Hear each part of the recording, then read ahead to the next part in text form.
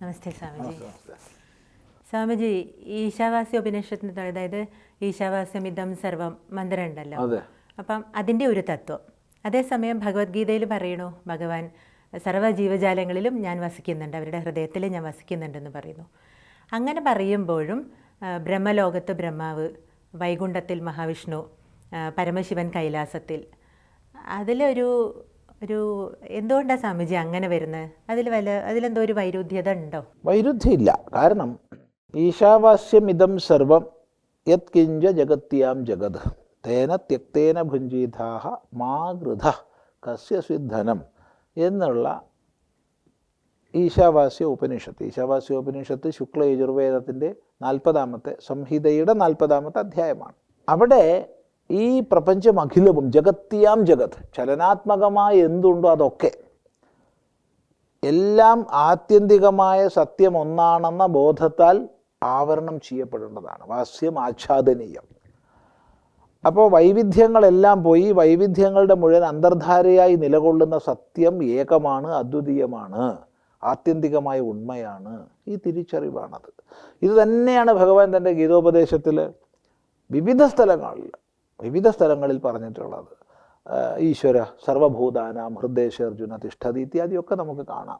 അപ്പോൾ സർവഭൂതങ്ങളുടെയും സർവചരാചരങ്ങളുടെയും അന്തര്യാമിയായി നിലകൊള്ളുന്നത് ഏകനായ അദ്വിതീയനായ ഈശ്വരനാണ്.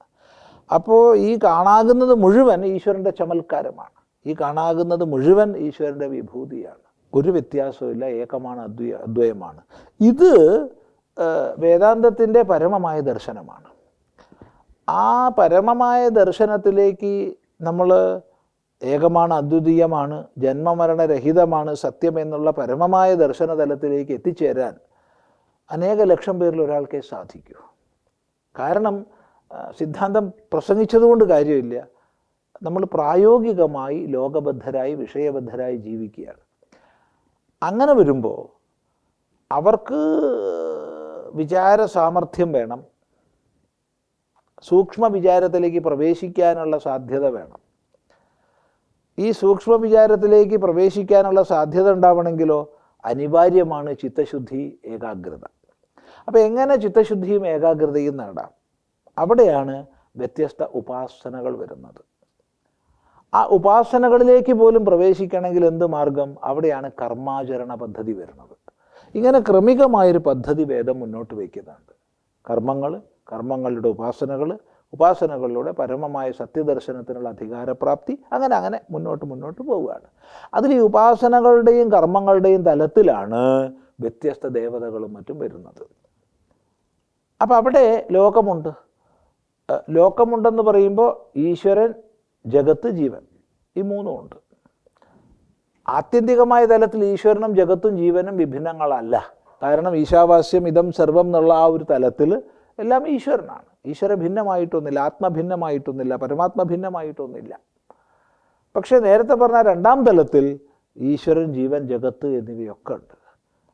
അവിടെയാണ് ഉപാസനകളും കർമ്മങ്ങളും എല്ലാം പ്രസക്തമായി വരുന്നത്.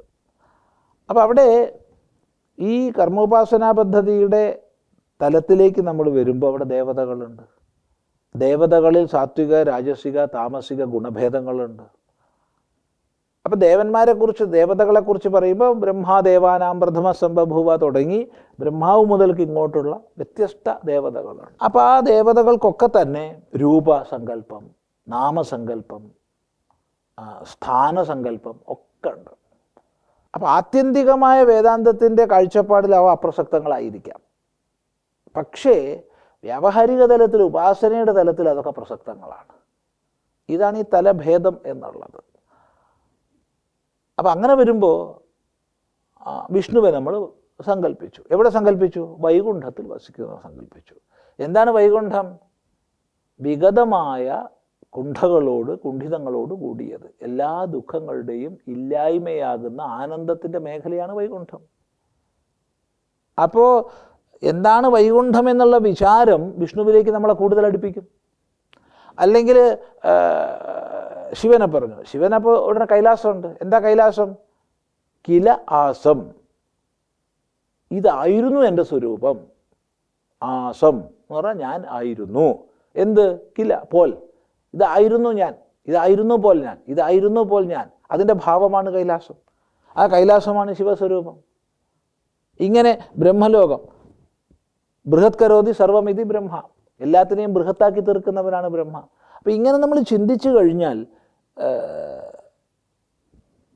ഓരോ ലോകങ്ങൾ പ്രത്യേകം പറയപ്പെട്ടാലും അതുപോലും നിരൂപണം ചെയ്യുന്ന ആൾക്ക് സത്യത്തിലേക്ക് എത്തിച്ചേരാനുള്ള മാർഗമാവുന്നുണ്ട്. ഇനി അത്ര വിചാരതലത്തിലേക്ക് എത്തുന്നില്ല എങ്കിൽ അങ്ങനെ ലോകങ്ങൾ കാണുന്നു. ആ ലോകത്തിൽ സർവശക്തനായിട്ട് ഈശ്വരൻ ഇരിക്കുന്നു, ആ ഈശ്വരൻ്റെ വ്യത്യസ്ത ഭാവങ്ങളാണെന്ന് കണ്ട് ഉപാസിക്കുന്നു. അപ്പോൾ അവിടെ വൈരുദ്ധ്യമില്ല. അതെല്ലാം സാധനയുടെ വിവിധ തലങ്ങളാണ്, വിവിധ ഘട്ടങ്ങളാണ്. ഇപ്പം നമ്മൾ 1-ാം ക്ലാസ്സിൽ പഠിക്കുന്ന സമയത്ത് 1, 2, 3 എന്നൊക്കെ പറയുന്നു. അന്ന് പഠിക്കുന്ന കുട്ടിയെ സംബന്ധിച്ച് ഒന്ന് തന്നെയാണ്. ഇത് കൈവിരലൊന്നുമല്ല, ഒന്നാണ്. പക്ഷെ അത് അംഗീകരിക്കാൻ എനിക്ക് കഴിയില്ല, കാരണം ഇതെൻ്റെ വിരലാണെന്ന് ഞാൻ പറയും. ഇതൊന്നല്ല. പക്ഷെ ഒന്നിനെ പ്രതിനിധാനം ചെയ്യാൻ, രൂപരഹിതമായ അഥവാ അമൂർത്തമായ ഒന്നിനെ പ്രതിനിധാനം ചെയ്യാൻ എന്തെങ്കിലും മൂർത്ത രൂപത്തിൻ്റെ സഹായം ആവശ്യമുണ്ട്. പക്ഷെ അതേ ആൾ പഠിച്ച് വലുതായി കഴിഞ്ഞാൽ അതിൻ്റെ ആവശ്യമില്ല.